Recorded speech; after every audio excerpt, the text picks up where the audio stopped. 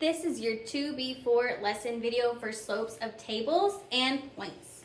So we have the two notes that look like this to go along with this lesson. You have a yellow rate of change notes page that has tables on it, and another yellow rate of change or notes page that has just points. Let's get started. Let's start with the notes page that has the word rate of change at the top. Notice I wrote some notes down so you can pause the video to write this stuff down. Rate of change means slope. Oops, sorry. Rate of change means slope, so anytime you see the word slope or you see the word rate of change, just know that they mean the same thing. So I wrote down the fact that slope equals rise over run, which we know. We were doing that with our graphing notes.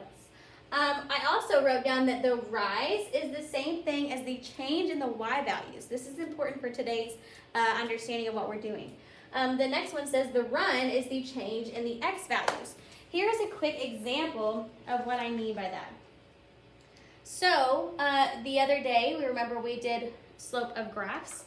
If I were changing the y values, that means I would be going up. That is my rise. Remember, these are y values. If I were changing my y values, I would be going up, a rise. If I were changing my x values, which means I would be going side to side, we always run to the right, I would be changing my x values. So, rise, run. Change in your y values over change in your x values.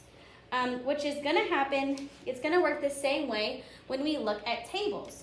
We're going to be finding the change in the y values, which is over here, versus or over the change in the x values, which is over here.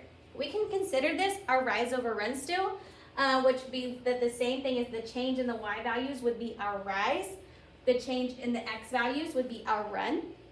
Or we can use this newly found formula, it's called the slope formula, which I'm going to show you now. It might look a little crazy to begin with, but the more we do it, the more sense it will make. We have y2 minus y1 over x2 minus x1. That is how you read this, but here's what it means. Remember that I said all you needed was two coordinates to do slope? You needed to count the rise and the run from two coordinates. This is the same two coordinates. That's why we have a 1 and a 2. We have a first coordinate and a second coordinate. We're going to be able to find these coordinates, the two that we need, when we have tables like this, because we have extra. We have more than we need.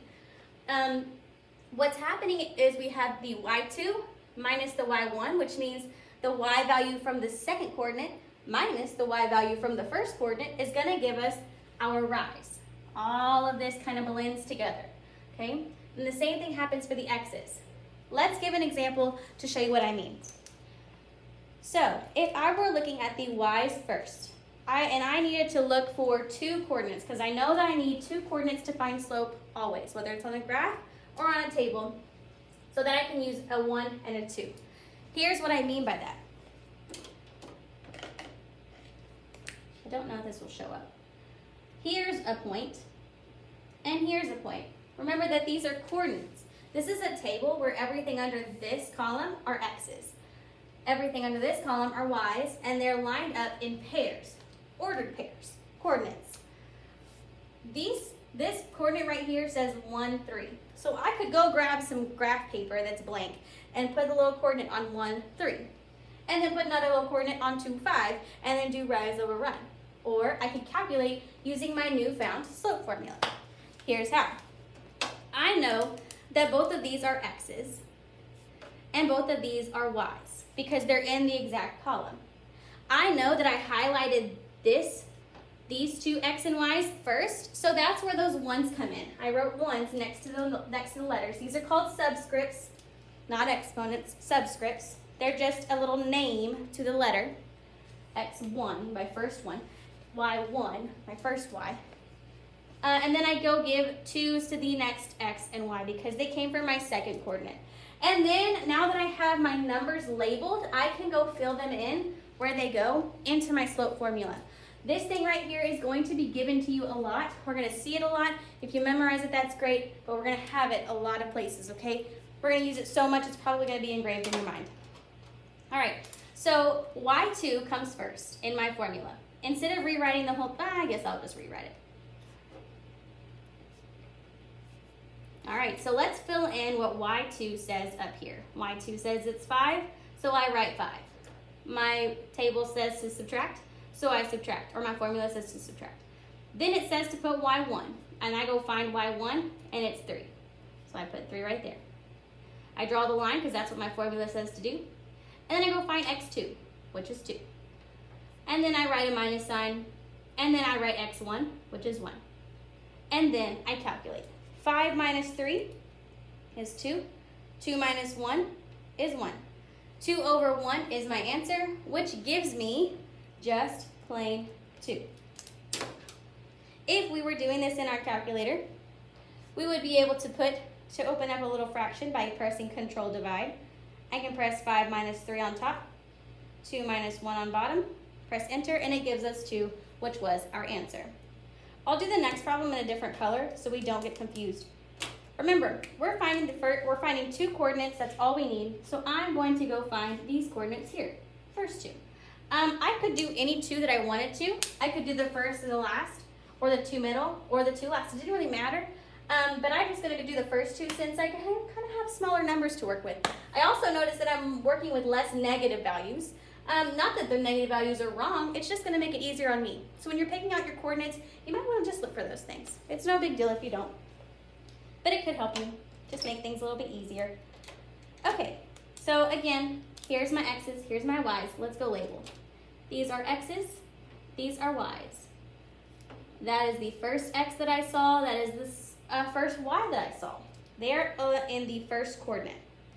This is the second coordinate that I saw, the second x and the second y, so I put 2's. Remember, if I highlighted these 2 down here, I would still put a 1 on this one and a 2 on this one. It's just kind of how it goes. Okay? Now I'm going to use my slope formula to fill in the numbers that I found. So, I found the first number that I have to write down is y2. y2 is -4. So I write -4 on top, and my formula says to subtract, so I subtract. It says subtract y1, which I found right here is 10, over x2, which is here, it's 6. My formula says to subtract, so I write a subtract sign. x1, which is 2. So again, I could do this in my head, or I could grab my calculator and try to type it myself. I'm trying to put this where you can't, it doesn't have a glare, but it's not working too well. So I have -4. It's very important for these negative signs, just so you know. 6 minus 2. If you don't put the right negative signs, you get the wrong answer. -4 minus 10 on top, 6 minus 2 on bottom. We get -7 over 2. That is the answer. It is a reduced version already. All right, let's move on to the next one. I'm going to do it in another color just to kind of make sure that I'm organized. Let's see. I'll try to do these 2 here. This one and this one. I have an X here and an X there. I have a Y there and a Y there. I put 1's on the first coordinate that I circled and 2's on the second. Y2 is 7 minus Y1, which is 8, over X2, which is 4, minus X1, which is 4. And if I go type this in my calculator, I get, let's see, 7 minus 8 over 4 minus 4, which says undefined.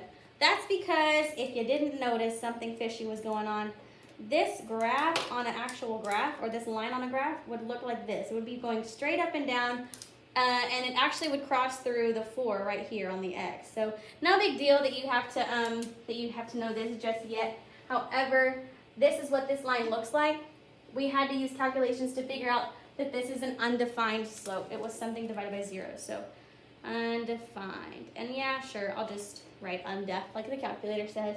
It's the same thing, it's just an abbreviation. All right. Also notice this slope is positive, which meant that line was going up. The second slope we did was a negative line, which this line was going down. You might have been able to tell by the pattern the numbers we're making. Let's try another one.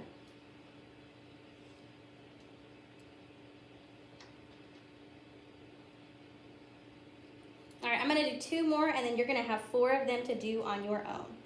So let's start off with, this one here. Or actually, I'll do these 2. Okay.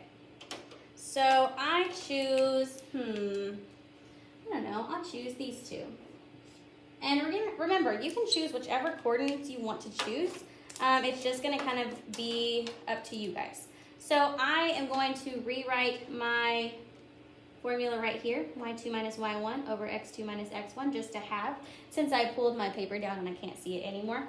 I have this x, this y, and this y, and then I go ahead and go label. Remember that I found the x's in the x column, the y's in the y column. This was the first coordinate I saw, so I'm going to put 1s on both of those. This was the second coordinate I saw, so I'm going to put 2s on both of those. Labeling your points is going to be very necessary until you get all the way good at this, okay?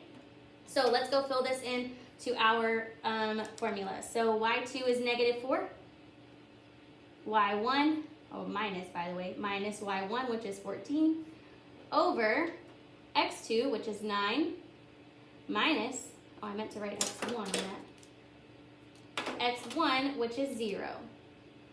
-4 minus 14 over 9 minus 0. Again, you can try to do this in your head. However, I recommend using the calculator when it comes to negatives. 9 minus 0. Yes, I know it's 9. All right, it equals -2. That was the slope for this line. You might notice that you can't actually see the pattern too well down here. It's not going down by 2s in our picture, so we would have to do some calculating to these to really figure it out. All right, let's go do this one over here. This is C. So I'm going to choose these 2 this time in the middle. Like I said, it doesn't really matter. We're just choosing coordinates. I'm going to go write my formula out to the side. Oh, I wrote it wrong. y2 minus y1 over x2 minus x1. I'm going to go label my coordinates. That's an x, that's an x. That's a y, that's a y. These have 1s on them because it's the first coordinate. Those have 2s on them because it's the next coordinate. And I go start filling stuff in. This is a very important question for a certain reason. It's got a lot of negatives to it, and I need to show you what to do if you ever have negatives like this. First one, y2, I write down -2. My formula tells me to put a subtraction, so I will. y1 is -6. All of a sudden, we have a bunch of extra things in here. Let's ignore it for now and let's move on.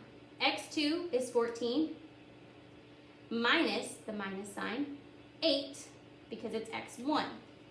Now here's something tricky. It says -2 minus -6. It doesn't, this is a lot to me.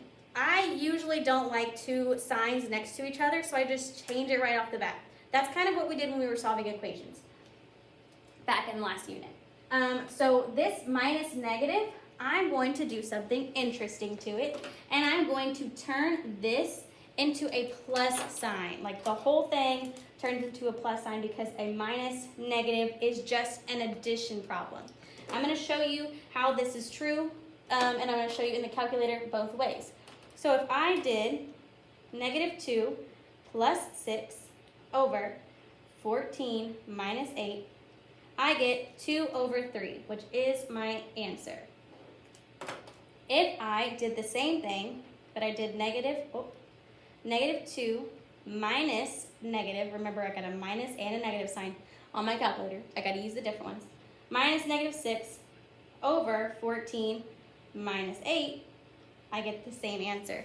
This minus negative right here might throw you off when you're using this calculator because our buttons are so, you have to be very precise.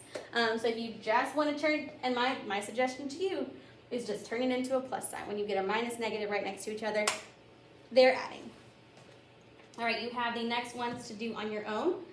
I want you guys to move on to the points version of the slope notes for today. At the very top, it says slope formula. We say y2 minus y1 over x2 minus x1. We do know that this is the same thing as rise over run because we have a change in y values going up and down. And we have a change in x values, side to side, which is the run. All right, let's start on these. There are a couple different ways you can do this. You can label it this way, or you can change these two coordinates into a table like you're used to. It says, the first one says 5, 4, the next one's 7, 7, 0. This is a table just like the tables I was doing, and you can label and put it into your formula, or you can just look at the points and label the points like they are. This is an x and this is a y. This is an x and this is a y. That's what coordinates are. That's what we write. You can put 1s on the first coordinate that they list and 2s on the second coordinate that they list.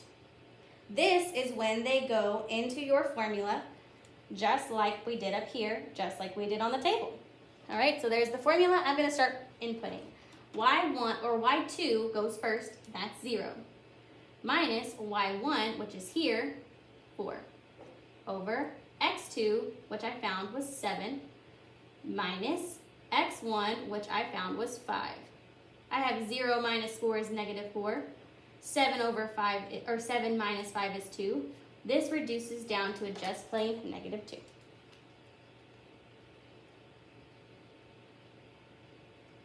All right, I'm going to work my way down this side of the paper, and you will be doing this side on your own. So I'm going to label real quick again, x1, y1, x2, y2. That is how they are. Remember, I did the same exact thing right here. I'll leave my paper down like this so I can look at the formula for reference. I put the stuff where it goes. So y2 is first, which is 3, minus y2, which I have is negative 1. Uh-oh, there's that thing again. If you want to go ahead right now and turn it to a plus sign, do it. It's going to help me, and that's how I'm going to do it. All right, next thing is x2, which is 4, minus x1, which is 3. I do the calculations. 3 plus 1 is 4. 4 minus 3 is 1. This equals 4. Again, if you want to put that in your calculator, you are more than welcome. All right. First things first, I label. I do not look at this and just start putting numbers where they go. I have to know that this is x1 and y1 because that is the first coordinate. This is x2 and y2 because this is the second coordinate. All right, and then I go put stuff into my formula. First things first, y2, I have negative 2. Minus y1, which is also negative 2. Oh my gosh, here I go again with this minus negative. As soon as you see these things, just put a plus sign. These will happen, remember, again, on my tables as well, like we did right there. So you have to pay attention to those types of things. The formula says minus. I have to put the minus in before I write the negative 2. So it says minus negative. Anytime you have minus negative, it's a plus. Over, we said x2 comes next. So 0 minus x1, which is 4. Negative 2 plus 2 is 0. 0 minus 4 is 4. And 0 divided by 4 is just 0. This has a 0 slope, which meant that it had a line that was going like this, straight across. Not positive, not negative, and not undefined, but 0. All right, last one. I'm going to rewrite the formula out to the side. y2 minus y1 over x2 minus x1. And I'm going to label. That's an x, that's a y from my first coordinate, so I give them 1s. That's an x, that's a y from my second coordinate, so I give them 2s. All right. y1 is a negative 11 minus y2 is negative 11 minus y1, which is negative 5. Here it goes again. Just put a plus sign. And then I have x2, which is 8, minus x1, which is negative 2. Oh my gosh, it happened on both of the parts of the fraction, on the bottom and on the top. So I have negative 11 plus 5 over 8 plus 2. If you need to use your calculator for this stuff, please do. Do not hesitate. Do not try to do everything in your brain. If you do, check your work. 11 plus, or negative 11 plus 5 over 8 plus 2. This will save you from any miscalculations. I am so proud if you do the work right But I really hope that you get the right answer too. That's all from math calculations. Okay, the rest of this paper and of the last page of notes is yours.